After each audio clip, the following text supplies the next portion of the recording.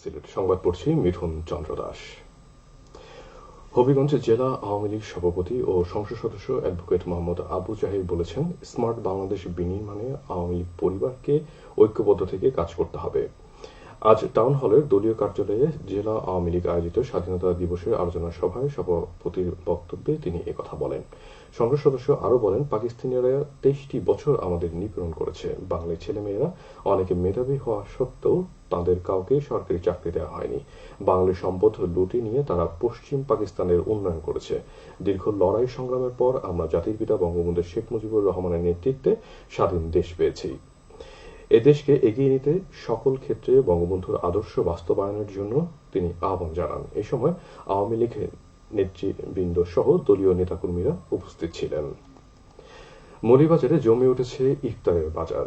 রমজানের শুরুতে শহরের বিভিন্ন হোটেল রেস্টুরেন্টের সম্মুখে তোরণ নির্মাণ করে সামিয়ানা টাঙিয়ে নানা রকমের ইফতার সামগ্রী সাজিয়ে বেচাকেনা চলছে। বেলা বাড়ার সাথে সাথে এসব স্থানে ক্রেতাদের উপচে পড়া ভিড় দেখা যায়। অভিজাত হোটেল রেস্তোরাঁ ছাড়াও ফুটপাতের দোকানগুলোতে ক্রেতাদের ভিড় লক্ষণীয়।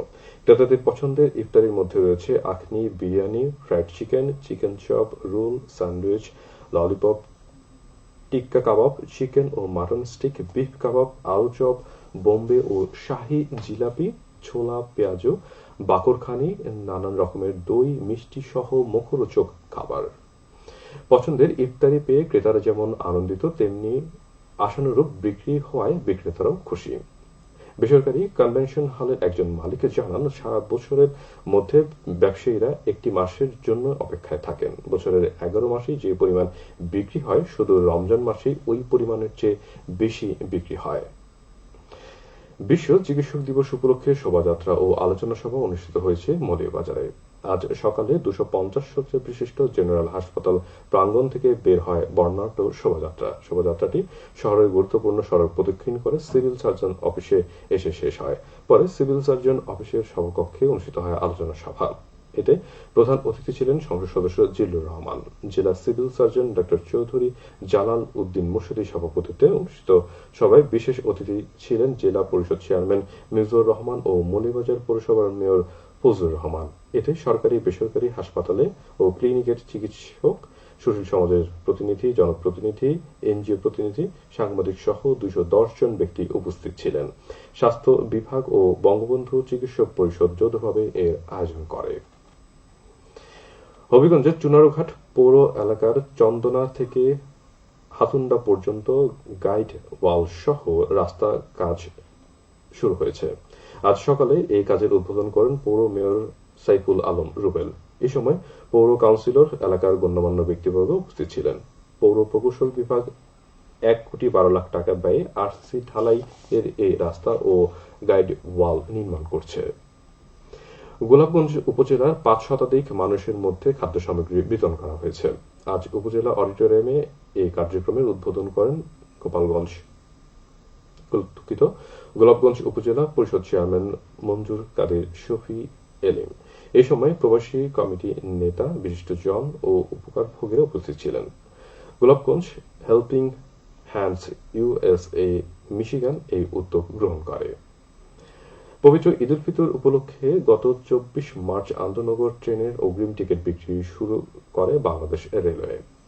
গতকাল সকাল 8টায় বিক্রি শুরু হয়ে 8ই এপ্রিলের আন্তনগর ট্রেনের অগ্রিম টিকিট। এটি ট্রেনে ঈদযাত্রার 6ষ্ঠ দিন।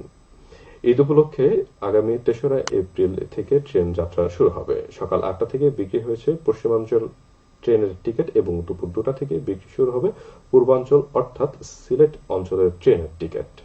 খেলার খবর, ক্রিকেট।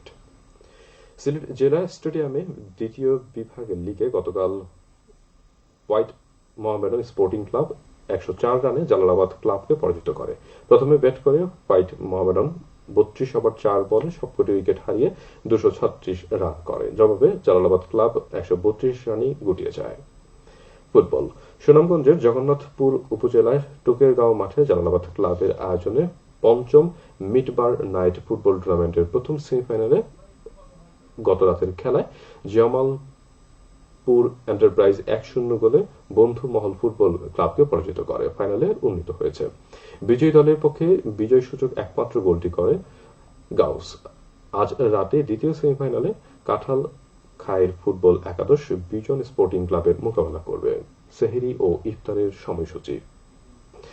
সিলেট ও এর পার্শ্ববর্তী এলাকায় আজ ইফতারের সময় সন্ধে 6:11 এবং আগামীকাল সেহরির শেষ সময় ভোর 4:26।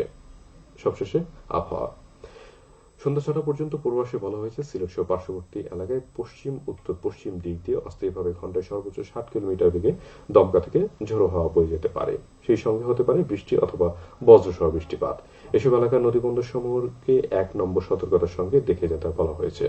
আজ সিলেটে সূর্যোদয় হয়েছে 5:47 এবং সূর্য অস্ত যাবে সন্ধে 6:09। সংবাদ শেষ হলো। আমাদের পরবর্তী স্থানীয় সংবাদ প্রচারিত হবে সন্ধে 7টায়।